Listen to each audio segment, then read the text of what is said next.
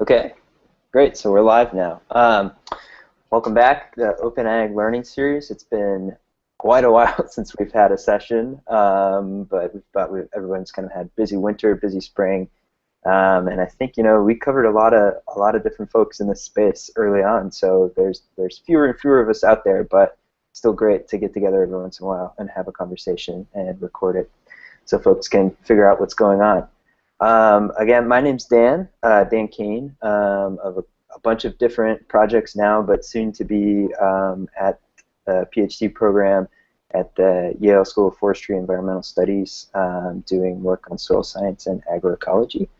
And I'll pass it over to Dorn if you want to introduce yourself. Sure. My name is Doran Cox, one of the founding members of the Farm Hack community, as well as working on the Farm OS project, and diversified organic farmer in southern New Hampshire, and really excited to be here today with Christine. Great. And Mike? Hi, yeah. My name is Mike Stenta. I'm the developer of FarmOS, and yeah, I'm just excited to learn more about the Pasture Map software and see some demos. Great. And with that, we'll pass it over to Christine Sue of Pasture Map. You give yourself a quick introduction and then dive right in. And we'll probably all kind of go on to mute and maybe cut off video so we don't take up too much bandwidth. But, cool. All right. Hi guys, I'm Christine Sue, and I'm the founder of Pasture Map, which is a grazing management software program that I started building when I was getting my land use and agriculture degree at Stanford 2 years ago now, and I'm really excited to be giving a demo to the Farm Hack community.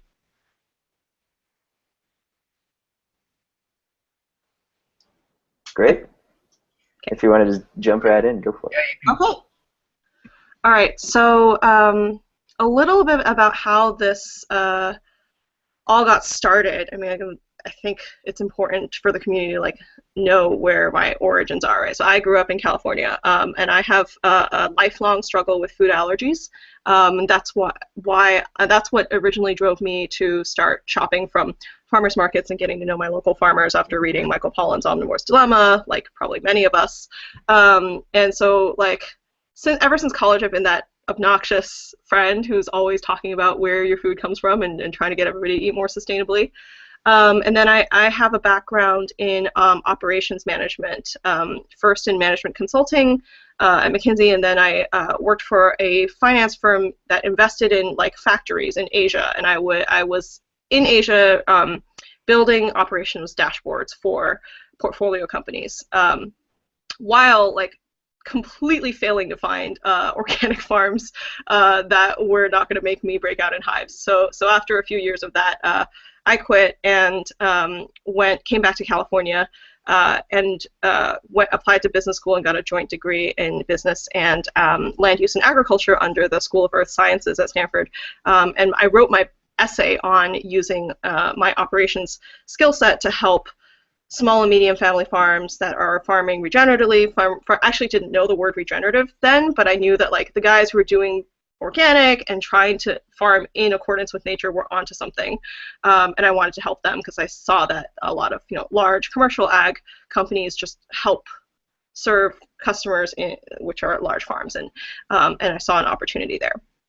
So connected with Tomcat Ranch in Pescadero, California, which is an educational foundation that also tries to practice soil healthy grasslands restoration, and learned a lot about how much rotational grazing and regenerative principles can help not only help farmers grow more biomass and get more stocking capacity on their land, but also is amazing for carbon sequestration of soils, right? So this is probably obvious to everybody in the community that I'm speaking to, but as an outsider, I was just like, why doesn't everybody know about this, and what can we do to help spread these practices? So that was the origin of Pasture Map, and it was developed hand in hand with a few dozen, mainly 100% grass-fed, grass-finished operations in California, a few in New Zealand, and sort of across the country. But the genesis of this was that population. So that's what Pasture Map is built for. And one of the things that we hear a lot about is that there's not great record-keeping tools, or that people are adopting tools that are built for other things and kind of using it. So I wanted to build a custom solution for grazing management, and particularly high management intensive grazing. So what we're looking at right here is, this is Sunnybrae Acres. This is Neil Dennis's farm, and he's one of the Soil Carbon Cowboys, if you've seen that video. And you can map out, he's got a lot of, he's broken up his land into a lot of subsections, right? So we wanted to make it easy for producers who are planning in the beginning of the season to plan out their fencing, and then to subdivide as they go along, and then also record where their herds have moved because they're moving so frequently. So the first feature that we built was the ability to easily draw pastures. So I'm just gonna, I won't save this, but I'm just clicking with my mouse on this map, and you can see that we are fencing off the acres as we go, and you can get pretty accurate with that. And then it automatically calculates the acreage and perimeter. I won't save that. So that's the first thing you can do to map out everything that you plan to graze during the season. And then you can start to plan subdivisions during the season. So I'm just clicking on the outside of each side of the fence line that I want to subdivide, and you can subdivide as many times as you want. You probably wouldn't go diagonally, so you can adjust that. If I mean, Neil's on a pretty flat piece of land, but you'll see later Tomcat's very hilly, so you can create as many contours as you want if you know that you're going to be going on one side of a hill. And so this is the web application, which I'll be demoing today, because it's hard to demo the iPhone and iPad app, but the iPhone and iPad app syncs to Pasture Map's web application exactly the same way. So you can either plan your fencing on web and then sync that up to your iPhone and then go out and build fence the way that you planned, or you can build fence by being outside and assessing how much you need to subdivide for a certain day's feed, and then log that, and then when you get back at home, it will sync back up and you'll have that record on your Pasture Map account. It's all stored in the cloud. So that's the fencing and subdivision features. Once you are done moving your cattle through each subdivision, you can just archive all the subdivisions and refence. We built a pretty simple herd management, just bare bones. So you can add herd names, the number of animals. So let's demo this right now. Herd 30. You can estimate the weights of them, average weight at last weighing, and it converts to animal units automatically based on a standard 1,000-pound weight. And then here we built in an average daily weight gain feature, so that because most producers either don't have scales or don't weigh them until the end of the season, we wanted to give some sort of assumption for weight gain, which translates into the dry matter intake that they're eating, because what you're doing is managing your grass, right? So let's say average daily weight gain is 1.5 pounds. So starting from this weigh date, it will add 1.5 pounds per animal in that herd per day, and then putting in a dry matter intake. Most producers are using somewhere between 2.5% to 4%, depending on whether the animals are lactating. And so the dry matter intake gets calculated as a percentage of the weight that day, and it will continue to get bigger as the herd is gaining weight. So we'll go ahead and create that. And once you've created your herds, we currently just have the animals individually. So it's individually created 30 animals, and if you need to upload ear tags, if you're using ear tags, we can import that for you. But they're stored here, and you can add weight records for either the entire herd by selecting all of them and adding a weight, or individually. But what they're really used for is for the pasture management, right? So because we are focused on grass management. So you can move your herd into pastures, choose a move-in date, And for operations like Neil's, he wanted it down to the hour, right? Because sometimes he's moving a couple times a day. You can select which herds you're moving in. It'll tell you what the daily DMI, dry matter intake, of that entire herd is. And that's it. You don't have to do anything else. There's additional fields here for people who would like to manage, they want to plan how long they want to keep them for, and then when they move out, they want to see how long they were actually in there, what your planned percentage utilization is, and any notes on available dry matter as you see it before and after. That's all there. But for beginning producers who are just starting to keep records, like, just keep track of where your herds were and how long they were in there for, and we will give you an estimate of how much dry matter they took off based on the herd dry matter intake. So I'm not going to mess up Neil's records, but you can log moves, move ins and move outs, and then you can also log a pasture inventory here. And if you're doing that, so those are the two records that we recommend that if you're going to start keeping records, do that, right? Logging a pasture inventory basically is people. The academic way to do it is if you've been trained and you know how to assess available dry matter, do that. And if you're using, some people are using either like Dave Pratt's or the holistic management system, and they think of it in terms of animal unit days. Go ahead and put that in. The important thing is that you keep a record, right? We don't use that for anything. It's just that you can go back into any pasture and look at on which date you thought there were a certain amount of grazing days, animal unit days, or pounds per acre of dry matter in that field. And for these records, all of these records for pasture inventory and for herd moves on the iPhone app, you can take photos to record where you were at a given time, right? So I'm going to show you Tomcat ranches here. So you can see herd photos by going over here to a data layers, which I'll walk through in a second. But in the process of recording, you may want to make sure that you're taking a photo of the same transect at the same time. So this is an example of tomcats, and you can see that it's the same tree in a different part and different date, right? And all of those photos get stored on your phone locally because most of the time when you're in the field, there's not cell reception. So it'll save everything on Pasture Map on your phone, and then when you get back into Wi-Fi reception, it will sync back up to the cloud and then offload those photos from your phone onto Pasture Map, so you'll be able to see them. And this is useful for people who have staff, right? You can have sort of your eye in the field by asking your staff to be taking photos pre and post grazing, or to go out and do a pasture inventory as they're going around the farm. So that is the grazing move flow.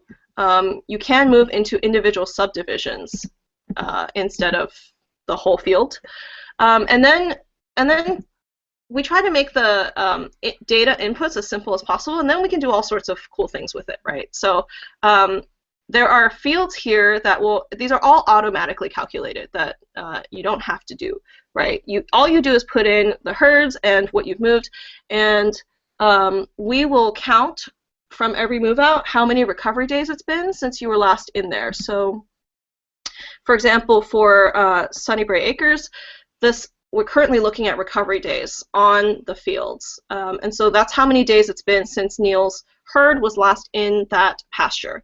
And then this was a request from him. You can sort different metrics. The most commonly used one is recovery days, and then if you calculate animal days per acre, we have that as well. We calculate how many animal days per acre of forage production was consumed by your grazing rotations. But the cool thing about this is that we can color code the pastures, right? So Neil was like, makes no secret that he says he's dyslexic and he does not like numbers, right? And what he would like, instead of seeing a jumble of numbers here, is to see color coding on which pastures have recovered enough so that they can be grazed again. So let's just make the boundaries like, let's say, but this is poor management, right? But let's say you want to get back in there after 10 days, and then some of them you want to leave for 30, right? So you can create different parameters based on how quickly your pastures are recovering. Usually it's 30 to 60 days, right? And then out here in California, when we have long dry seasons, it can be like up to 120 days. You don't want to be back in that pasture. But this is an easy way to segment which pastures are ready for grazing again. The red ones don't go back in there. You were just in there. The yellow ones are in active recovery, and then the green ones are ready for grazing again. So he had 60 and 90. So go back. He's not going to go back in them for 60 days. Any questions so far? I kind of have a general question. You know, like it seems like a lot of the kind of inputs and stuff about how to use the tools are kind of user-based. Are you guys considering, you know, sort of maybe more integrating things like some quantitative models from the field to sort of make it into more of almost like a decision support tool? Yeah, Something that's like a that? really great question, and a good segue. So we have, I mean, we've just started to do decision support because as someone who didn't grow up ranching, right? Like I was pretty hesitant to be doing anything that tells the rancher or the producer what to do, right? Because every operation is so different. But there are some like regenerative and adaptive grazing management principles that kind of everybody in this community can agree on, which is like let your land rest, right? So this was one that we felt pretty comfortable putting in. The predictive modeling of forage, like that's really tough, right? Because there's so many different species and growth stages, and if you're doing a truly biodiverse field, like it's very difficult to for us to tell you what it is. What we can do, which we're exploring with our pilot farms, is if people will be comfortable sharing photos of what, like a trained grazing consultant would be able to say this is like, I don't know how many 1,000 pounds per acre, right? But I can't do that. And also it's very difficult to create computer vision algorithms that would do that, right? And there are different species, some of it's not palatable, etc. But the idea of creating a pasture library has been floated around, which we'd certainly be interested in open sourcing to everybody in the community to contribute, right? These are different types of forages, and this is what they look like at different stages, and maybe people could then search the ones that are applicable to their land and get a better sense of how much forage there is available on their land by picking which one it's most similar to.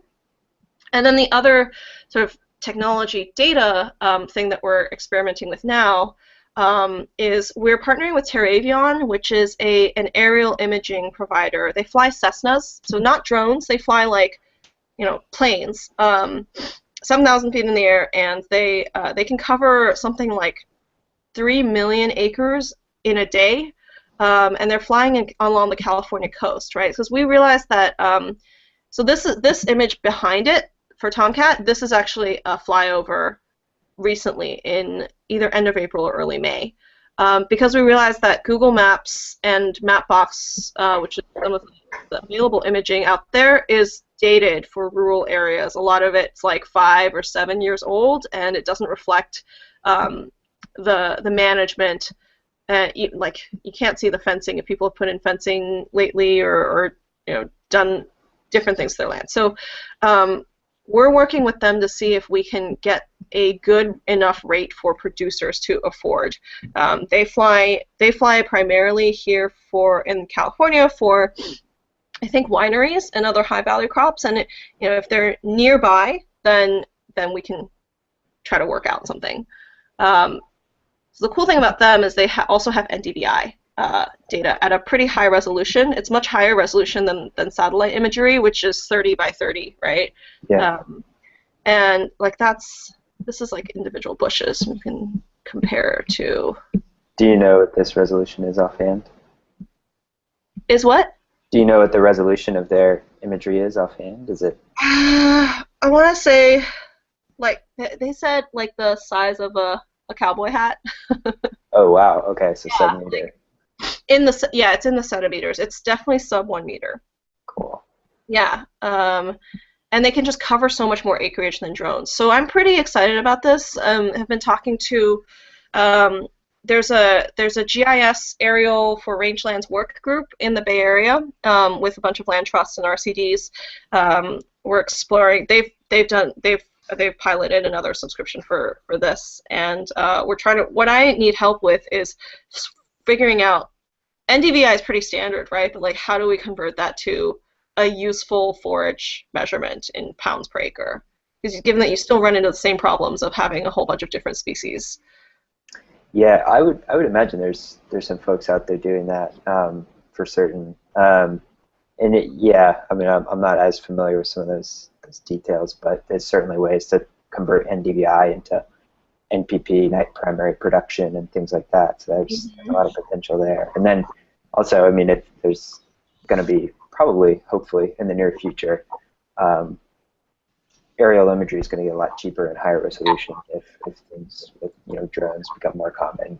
I was just speaking to someone the other day who's trying to do something like that. Kind of doing drone flyovers and kind of replacing Cessnas with aerial UAVs and things like that to give better imagery. But it opens a whole other can of worms of other questions and stuff like that. But I think you bring up the good point, though, is that one of the points of this network is to be able to aggregate enough data to facilitate some of that build that library for image analysis, and to be able to add that level of interpretation to make that data relevant to the individual farmer operation. I imagine at at a really MVP level, we could just have volunteer ranches posting what their images, what their NDVI values are. Like Tomcat, I'm sure would be on board with posting this versus what they think their pounds per acre are, and then people in the same region could just use that as a benchmark, right? So they get their own images from a drone or whatever, but they can use that as a way to translate what their primary production would be. I'm wondering too, just looking at the tool, you guys have a number of different places where they can record pieces of data, things like dry matter production. If there's a way to, take some of the simple measurements, things like, just using basically a pasture ruler, and if they have a rough idea of what type of pasture they have, what type of mix it is, if there's a way to kind of go out and take location, specific, geospecific, pasture ruler measurements and convert that really simple data into something more usable that gives you, possible dry matter production per acre, per hectare, something like that. I think that could be really cool. Yeah, maybe in the pasture inventory ones, you take pasture inventory and you take your sample pastures and then select those as representative of the whole field, and then we can just calculate how much that is per acre for your entire ranch. Yeah, because it doesn't have to be super accurate, just good enough to know, hey, have I waited long enough? That kind of thing. Yeah. Cool. So yeah, please consider this like an open invitation from anyone in the Open Ag learning community. If you're interested in getting involved with our converting this kind of imagery into useful forage production information for producers, that is something we want to do for the entire grazing community.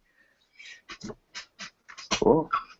And while we're on this, for as far as image analysis, I'll mention another group that I'm hoping to get on the Open Ag Learning Series shortly, which is the PhenoCam network, which takes near-infrared and visual spectrum time lapse at half-hour intervals from fixed locations, and they've got they've been early on. They were focusing primarily on forest vegetation, but they're just starting to shift towards agricultural systems too, and so I think there's a good opportunity to sort of leverage some of the image analysis work they're doing That would Yeah. Yeah. One last thing I wanted to show the group here is that we have a California NRCS Conservation Innovation Grant, which was to make better use of the soil mart data, right? So this is still in beta. This is not released yet, but we basically took the database that the USDA has of all the different soil types and translated to something that is you can go and query and then query any spot and it'll come up with the soil types and then also all the data that exists in soil mart. It's a lot of data, which is this is still a beta, but there's things like water holding capacity. It's representative, right? It's not, especially if you're practicing regenerative grazing, it's probably not accurate to what you currently have, but the soil types shouldn't change that much, and at least what it was like whenever it was surveyed. And so the goal for this is to, it also has high, medium, and low range productivity index data, right? So the goal for this is to integrate it into Pasture Map, where you can query any polygon or like your entire ranch and see what the USDA Soil Mart says is your soil type, and then if you're doing soil building activities, right? Like, imagine if we could show that everybody who's practicing adaptive grazing is able to increase their soil quality and soil organic matter really quickly, and also that their range productivity, like their forage productivity, is like 4 times higher than what I mean, I think that would be a very powerful data set.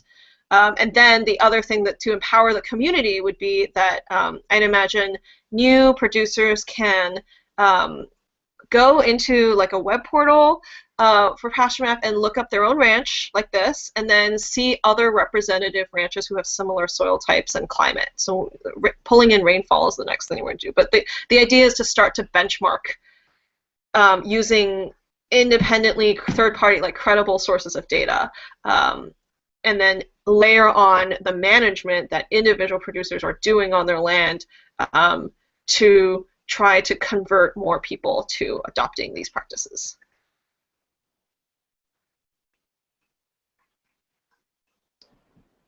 Great. Was that you have any last things, or is it like a interview time? It's up to you. If you have more you want to show us, that's pretty much it. Great. It's very much a work in progress, and we're super open to collaboration, right? I think of this as a platform where we pull in different data. So as long as you have an API, we'd be happy to integrate. Yeah. Very cool. Yeah, perhaps you want to talk a little bit about the platform, what it's based on, a little bit about the API and the import-export process. Yeah, so we have a REST API, which is, I think, everything you need to know, right? Our backend, and I am not my CTO is the developer, so I might screw this up. We have native apps in iOS, and we're also building a native app in Android. Everything is on a REST API. So that should be in a, like if you have an API, like we will integrate with your endpoints.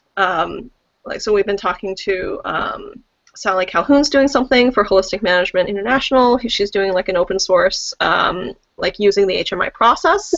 And one of the easy things that we can do is cross-authenticate, right? So it doesn't matter which platform you start. If you're a producer who likes keeping data in software, I think all the systems should talk to each other. And it's very difficult to build. It's very difficult and expensive to build everything, right? So it's definitely build a coalition and make it easy for producers to access what they need to access across different platforms. So is that helpful? Oh, absolutely. Yeah. Mike, do you have specific questions about that process? No, that sounds great. Yeah, no, this has been great. Thanks a lot for kind of giving this overview. It's nice to kind of see things in action. I hadn't had a chance to do that before. Cool. So I guess one of the standard questions that we ask also are, what are the barriers that you're facing going forward, and what aspects of collaboration do you think would help overcome those barriers? I mean, I think we sort of touched on it, but perhaps just focus just on that aspect. Yeah, a couple of things that, a couple of barriers that we're challenges that we're working through right now.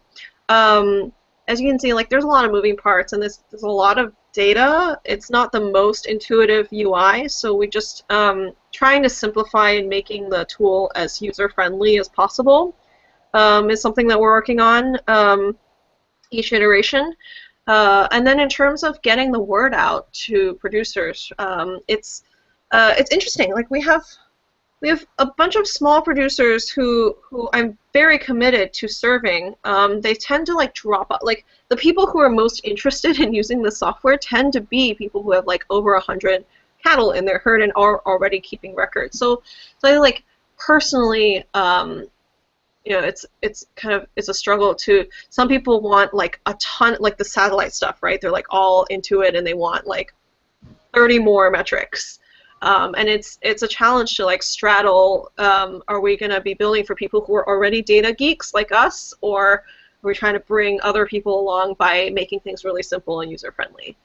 And yeah, in terms of like getting the word out, the community that we are serving is very much like people who are committed to raising cattle with a healthy base of grasslands and are interested in learning how to graze for soil health. Doesn't mean they have to be like self-identified as regenerative. As long as they're interested in improving their grazing management practices and open to new ideas, those tend to be our the users who are most enthusiastic about a new tool like this. And do you see a particular aspect of sort of collaboration that's... Yeah. So we could use a lot of collaboration. I'm kind of pushing it, but collaboration is, like I said, I think the people who are building tools for this kind of farming, it's such a small community. Like I think we should all work together. I'm definitely not a. It makes no sense to me to try to build a platform for everything altogether. For example, like we've been getting a lot of requests for cropping, and I'm just like, cropping is a completely different workflow. So if there's, I actually haven't seen the latest Farm OS, but like if we could integrate, like you can do this here and this somewhere else, and somehow make that less of a you have to log into one and log into the other. Like if we can make things integrate in a more user-friendly way, that would be awesome. And anyone who is an expert who knows more than me, which probably a lot of people, who knows more about forage production and different species and how to take this satellite data and this flyover data and convert it into usable data, we'd love to collaborate. Yeah, that's great. I agree. It is very hard to do everything all at once. Cool. I like your point there. Oh, sorry, Mike. Sorry, that's all. I was just gonna say I like your point, Christine. That the first step was to just kind of get people keeping records. I think that's gonna be key in a lot of this, and I think increasingly through this series and just sort of kind of learning and personal kind of stuff, interactions with farmers and research and things is the simpler some of these tools are, and the simpler the kind of data demands are for each of them, the better usage will be, and I think that can be pretty key. I think that when you sometimes introduce scientists to certain kinds of problems and who are overwhelmingly obsessed with accuracy, which is a good thing in their own fields, but not necessarily all that necessary for producers. Taking simple measurements that can just give you a much better layer of data than you had before is going to be really cool.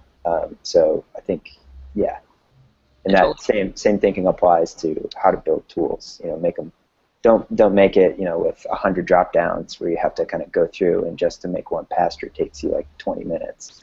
But something easy, just to say, that's right, I moved this herd there on this date. So maybe I should wait another 15 days or something like that. That's perfect. Yeah. Great. And then I guess well, no, Jordan, you already asked that question about collaboration. There's a question about regenerative farming, right? Yeah, I mean, the other one is, just how do you envision your project helping farmers to improve regenerative agriculture in general? Look, I think that regenerative farming and this whole movement for soil health, it is, like, I think this is the biggest idea of our generation. It like always pisses me off to hear that it's niche, because this is like something that makes good sense. It's a win-win-win, right? It's going to make farmers more profitable and more productive. It's going to rebuild the fertility of the soil, and it can sequester a ton of carbon and reverse climate change, right? Like, we're talking about farmers becoming the heroes of climate change. Like, it's a huge idea, and it's like slowly filtering out into the mainstream now, thankfully, but not fast enough. And so I think that so yeah, my tools that I am building and happy to collaborate with other people, like it is about making these practices not intimidating, because I think a lot of producers that I've met at conferences have heard about adaptive managed grazing or rotational grazing or holistic management, like whatever labels you want to put on it, like it's all about the same principles, right? It's managing around an entire ecosystem instead of just for yield. And that makes like total sense, and I think that there's still an intimidation factor. I was talking to a rancher who was just like, I tried to subdivide because I heard that that's what we have to do, but I've never, like, none of my cowboys have ever used electric fence before, and we were all afraid of like what kinds of posts are we supposed to be using, and is it going to ground out? And they had nobody within like the entire county that they were in who knew anything about this, right? And so the first step is to get people who are experts using data like this, but also sharing it. And so one of the things that we want to do in the second half of the year is start to build a community where the expert grazers like Neil Dennis, like Dr. Alan Williams, Greg Judy, these people can use data. And like Jim Garrish has been doing this forever, right? But we want Pasture Map to be one of the portals to reduce the intimidation factor, where they can come and see put their ranch on there and see what's possible for similar ranches on similar soils and terrain, and also be able to access some expert advice. And we're still figuring that out, because as you would imagine, these educators are very busy, and it's about how to get these educators to scale their teachings. And it might be that webinars like this, right? We might have Neil Dennis walk through his pastures that I just showed you and explain how he thinks about fencing, and then put that up on our website. So we're really trying to build a community as well, specifically for better grazing management. That's great, Christine. I was going to my next question was actually going to be, how do you view the social aspect of your platform, and whether that was part of your development? We're going to do voluntary sharing. Yeah, once we have gotten most of the features that we wanted. Yeah, so we'll have people sharing their maps as demo ranches. And also aggregate data that's anonymized. So it's not, it's your ranch will stay private, as long as you want it to be private. But the aggregated data is useful for everyone. Right, and I guess one of the things that I've been interested too is the ability to connect with other farmers about specific areas, so you can share specific aspects of your ranch, even without exposing the whole ranch management plan. Right. We're currently building a sharing feature. It's one of our most requested, other than putting water troughs and hay bales and stuff, is the ability to share the ranch with an advisor that they've identified. So like, it would save Alan a lot of time if he can. And Alan actually asked for this. He has like 90 clients, or like he's just in the pasture project that he's working on. And the ability to like port into their ranch and see some photos and see where their grazing has gone, and maybe like help edit how they would lay out their ranch without having to go out to each individual ranch and survey it.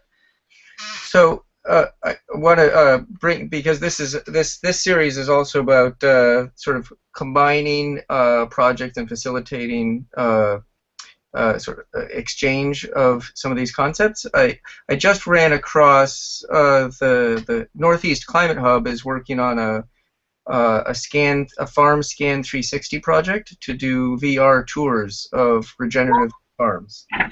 That's awesome. Yeah, so I just immediately, as you were talking, I'm thinking we're going to try to pilot it up at a Wolf's Neck Dairy up in Maine this summer, but I would love to get their equivalents connected with you on the West Coast. I know a few farms who would probably be interested in giving 3D VR tools. Right. It's like they go out. Yeah, as we're doing soil samples and so forth, we can document that and have that linked in on our pasture maps. Please share that. Yeah, I know a couple pilots who would be interested in that, because they keep saying like a lot of it, like Tomcat's an educational foundation. They bring people to their ranch every single week, like almost every day, and they're seeing is believing, right? Like seeing the grass, looking at how they have more forage compared to everybody around them later in the season, seeing streams that have come back, looking at the wildlife. But it's hard to communicate that visceral, like tangible stuff with just numbers. Right. Yeah, seeing is believing is particularly true for farmers. Yeah. And that's why they still do field days. I mean, it's the best way to communicate new ideas. So, great. Well, unless anybody else has any other questions, I'd say that was a great session. Well, thanks so much for having me. Yeah, thank you for coming along and giving us a tour of the tool and everything. And it's certainly, from my end, I know I would love to kind of potentially, to get my feet under me, collaborate on possible ways to kind of do some stuff with soil data. That's going to be some of my research, and trying to just, take that idea of quick, easy measurements that can integrate into tools and give you data layers. So, but first I have to figure out how to do it. That's well, actually, you bring up a good point, and since we've got everybody here, I would like to ask about data layers for soils and forage quality, and that where you're headed with that and your thinking. Yeah. Well, like pulling in the soil data from USDA is the first step, right? So that we have this base soil type, and then different people are asking for different soil, like they send off for soil tests, right? So like one of the easiest things we do is allow people to just upload their soil tests as a record, as a layer. But I'd be very interested to hear what other data formats people want their soil stuff to be. But like certainly soil organic matter over time is a key one. So, and are you aware of discussions there on the West Coast about some data standards to facilitate sharing of some of these formats? I mean, we clearly have a lot of overlapping concepts on the different platforms. So Tomcat hosted a West Coast talk between all the people doing farm technology like 2 months ago, and we all talked about like the types of data that we were collecting. But so far there hasn't been like any standard proposed. We just sort of the first step was like, let's all connect and let's all share the kinds of data and so we shared our API documentation. And it was like, look, like we have an API. If you want to build to that, that's great. And if you have other things that you would like us to build towards, like if you already have a soil platform, share those endpoints with us so that we can make sure that they work with each other. That we're all mapping to it with a common vocabulary. Yeah. No, that's great. I mean, I think there's an emerging. I mean, when we first started this series, it was clear that at some point we'll need to have that more that in-depth discussion, but figuring out what's the best format to have that and keep everybody informed as we're making those decisions and creating new databases. Yeah, I could see that becoming a focus of these calls in the future too. Just finding ways to define what those standards might be most useful. Mm-hmm. And I just got back from Cuba Agroecology Network, and that was also the theme of developing data standards to be able to share across political boundaries, and a lot of it's the same information. It's soils data, it's grazing data, it's animal data, and management data applied to the land. So I think we're in a good spot right now to catch people, and everybody's in a collaborative mood. So it'll be exciting to follow up and build on those conversations. Yeah. If someone who is more of an expert than me has a soil data format, like we would just implement it. So I would say let's do it. Great, but I'm thinking also your animal concepts, your paddock concepts, all those are, you've done a lot of work getting acceptance from the farmer community on the language and the way in which they're relating to one another. I think that's really important to value that and to build on it. So I think we'll certainly publish our documentation and make that available to everyone. Fantastic. Yeah. Good. Well, thank you again so much for presenting today. Thank you. Have a good rest of the day. Yeah, thanks, Christine. This was great. Bye. All right. All right. See you guys all later.